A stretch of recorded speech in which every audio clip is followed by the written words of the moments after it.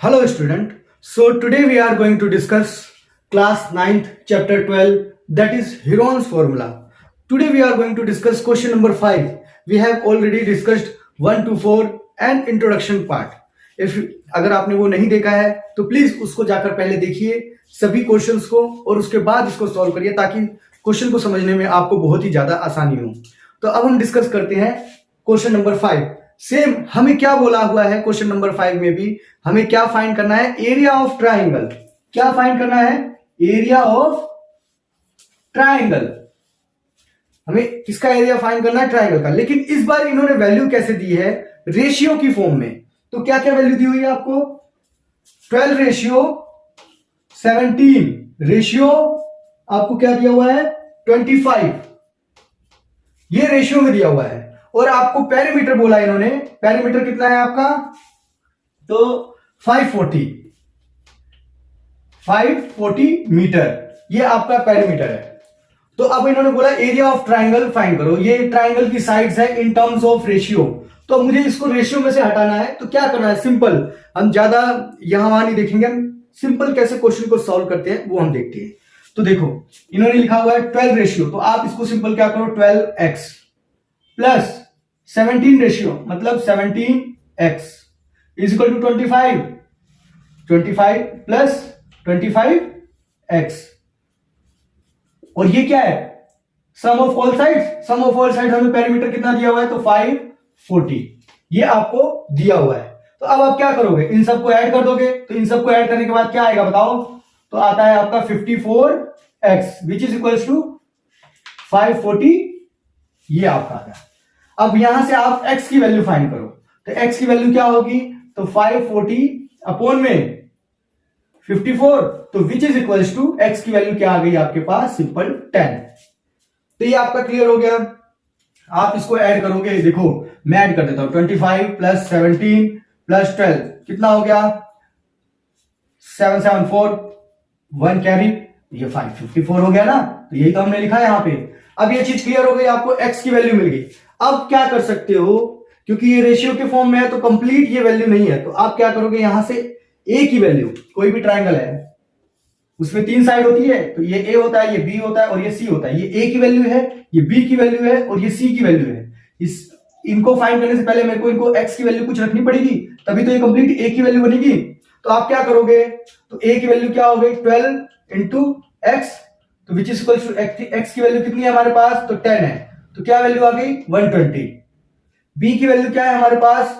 तो 17 into x की value कितनी है? 10, तो कितना आ गया? 170। वहीं पे c की वैल्यू क्या हो जाएगी? 25 into 10 which is equal to 250। सब क्या है? यूनिट ध्यान में रखना, मीटर में है। तो ये सारी यूनिट्स कितने हैं? मीटर में है।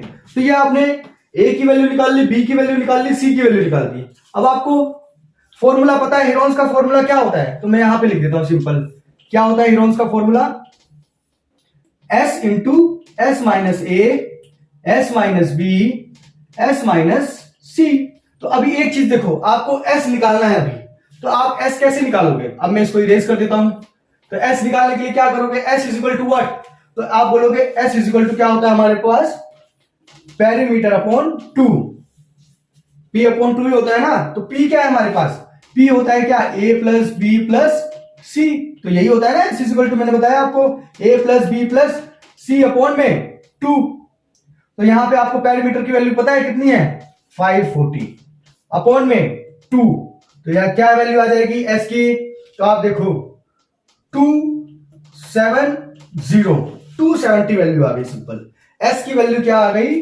270। तो हम लिख देते हैं यहां पे s is equal to what? 270 metre. अब आपने सारी वैल्यूज फाइंड कर ली। अब सिंपल क्या करो, इस फॉर्मूले में ये वैल्यू आप सिंपल पुट कर दो। तो हम कैसे पुट करेंगे? देखो बहुत ही आसान है। तो s की वैल्यू कितनी है? 270 माइनस a की वैल्यू क्या है? तो 120। फिर 270 माइनस b की वैल्यू कितनी है? 170। अब हम देखेंगे c 270 माइनस c की वैल्यू कितनी है? तो 250। ये सारी वैल्यूज हमने क्या कर ली? निकाल ली। अब आप क्या करोगे? आप इनको सॉल्व भी करो। तो क्या करोगे 270 इंटू 270 में से 120 माइनस करोगे तो कितना बचेगा 150 इंटू 270 में से 170 माइनस करोगे तो कितना बचेगा 100 इंटू 270 में से 250 माइनस करोगे तो कितना बचेगा सिंपल 20। तो ये आपको पता चल गया। अब हम आ जाते हैं इसको नेक्स्ट स्टेप में कैसे सॉल्व करते हैं। तो देखो आप इसको ऐसे लिख सकते हो 3 इंटू 3 इंटू 30 ऐसे लिख सकते हो ना इसको। 3 3 9 9 3 27 और इसको कैसे लिखोगे 3 इंटू 50 ऐसे लिख सकते हो ना 3 5 15 और इसको कैसे लिख सकते हो 10 इंटू 10 और ये इंटू इसको कैसे लिख सकते हो 2 इंटू 10। अब देखो मैंने आपको ऑलरेडी बताया हुआ है पीछे के वीडियोस अगर आपने नहीं देखे हैं तो वहीं यहीं पे आपके लिए प्रॉब्लम होगी। तो आप पहले पुरानी वीडियोस देखिए फिर इसको ये देखिए। तो क्या होगा ये देखो 2 है तो हम स्क्वायर रूट से हटा देंगे इसको एक बार लिख देंगे इंटू ये एक 3 है तो मैं इसको 30 को ऐसे लिख दूं 3 इंटू 10 ऐसे भी लिख सकता हूं। तो ये 3 और ये 3 दो पेयर हो गए। अब देखो ये 2 बार 10 है तो एक बार 10 लिख दो फिर ये भी एक 10 है और ये भी एक 10 है तो 2 बार 10 हो गए तो इसको भी एक बार 10 लिख दो। अब बचे हमारे पास क्या ये 50 और 2 100 50 इंटू 2 करोगे तो कितना हो जाएगा 100। तो 100 को मैं ऐसे 10 स्क्वायर लिख सकता हूं ना 10 इंटू 10 तो ये भी क्या हो जाएगा एक बार निकल जाएगा बचेगा क्या मेरे पास इंटू 10।